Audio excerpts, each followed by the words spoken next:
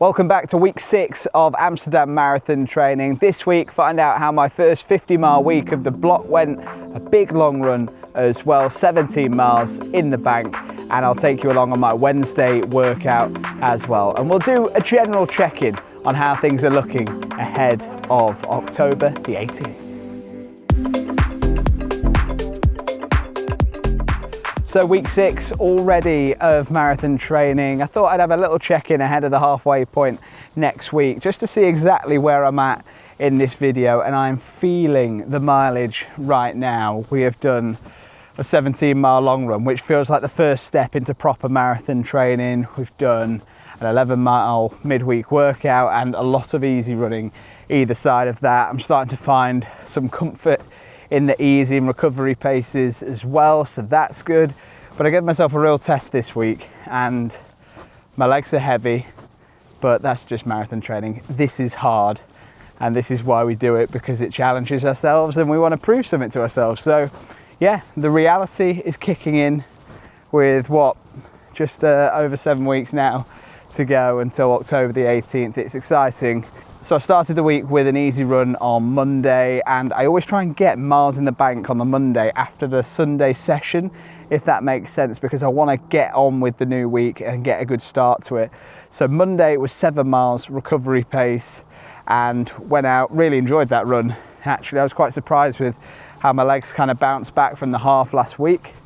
Got that done, went on to Tuesday, and I've started getting into this habit where I'm taking Tuesday off rather than what I would normally take as a Saturday, and it goes against my initial point about getting Monday some high mileage there, because suddenly I'm on the back foot for the week, and then when you're trying to fit 6 runs in a week, you're suddenly getting yourself backlogged towards the end of the week. So I took Tuesday off, and then it was over to the big session on Wednesday, and to be honest, after having Tuesday off, the legs probably needed that little rest after the half marathon effort, sub 90 attempt and completion. If you want to watch that video and hear the race recap, yeah, please go and check that video out on the channel. And then Wednesday was a workout, and I thought, why not throw myself back into another session straight off the back of a race, and I thought marathon pace might be a good one. So find out how it went. Mega blasts are in hand today, and we're just easing back in. Did 7 miles on Monday, nice and easy, felt quite good actually. My legs felt all right, so hopefully I can feel quite fresh today as well. I had a rest day yesterday at the time of recording this, and going to get out and do 2 by 3 miles at marathon pace along the river path in Derby. So looking forward to this. It'll be a nice one just to see how I feel. First set, I'll try and stick with that 7:25 pace, and then the second set, hopefully the idea that first one feels a little bit boring and monotonous, and then the second one, if I can push up towards that 7:20 and feel okay still, that's a good sign for me. So yeah, I'm going to pop these on my feet. I'm going to get in the car, I'm going to go meet my mate Dowd, and we're going to put this in together. So 2 miles warm up and warm down either side, so about 11 miles in the bank today. Love a midweek workout. Let's go. Right, so here at Alveston Park, thank you very much. And just when you're cursing all the hot weather, of course, we are about to get torrential rain. There is a dark grey cloud looming above exactly where we are going to be running. So already missing the sun and hoping that it's kind to us.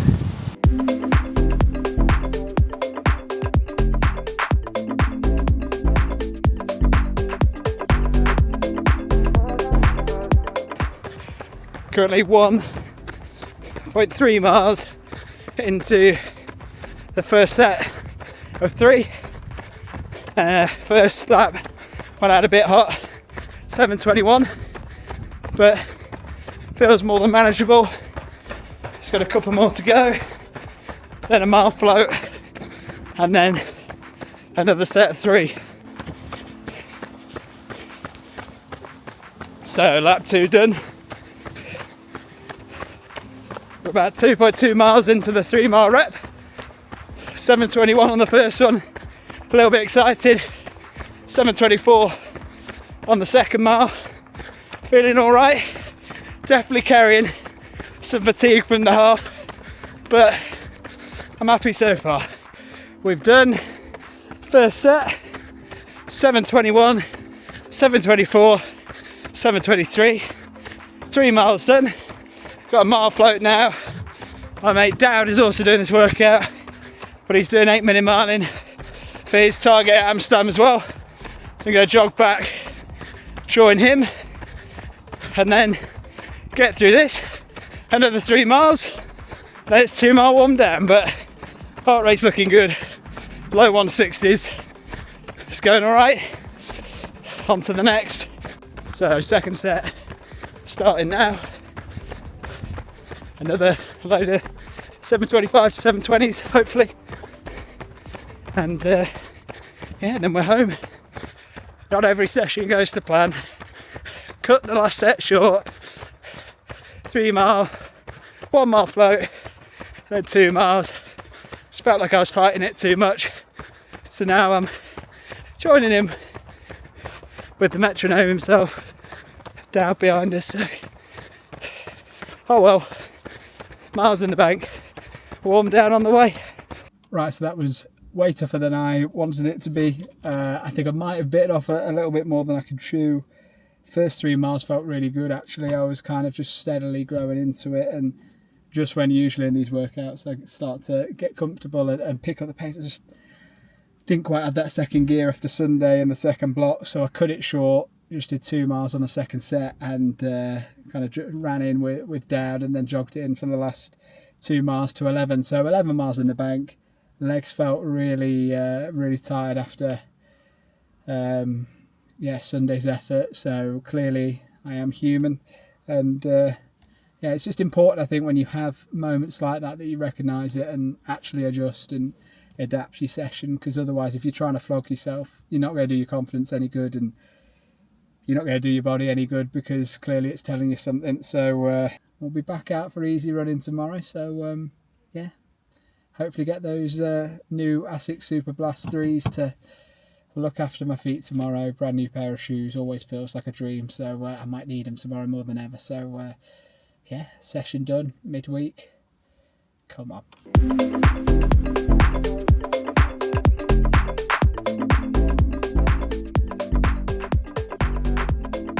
And then it was on to Sunday then, where the long run came in, and genuinely this is the first long run I've really felt like I'm in a marathon block now, because my legs were absolutely battered.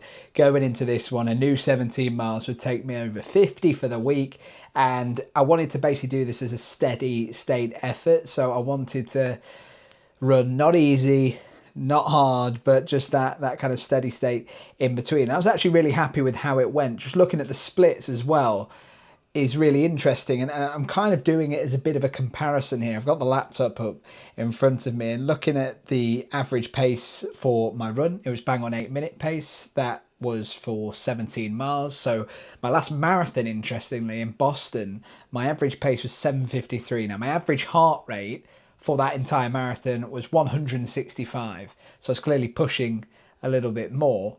But my average heart rate for this long run on Sunday was 155. And I was running at a pace 7 seconds on average slower per mile, but still did not feel like a chore. I felt really good, actually. And it was one of those runs, I'm sure you've had them, where you go out and you think, oh, this is going to be so difficult.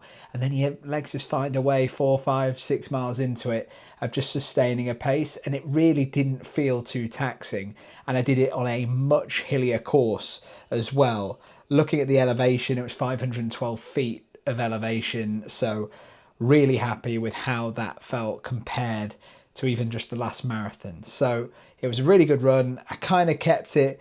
I essentially started at 8:25 for the warm-up, 8-minute 1 second, and then I just kind of stayed either 7:55 to 8:05 for the rest of the run, and then the final mile I went for that cool down. So it's quite a lot of good quality in there, and it was quite a lot of steady state stuff, but I'm really happy with how that's gone. So I'm over 50 miles for the first time in this block, but I'm feeling in a really good place. Now it's time to check in. I did this at the start of the marathon block. I think you'll remember I went through my Strava and Garmin prediction times.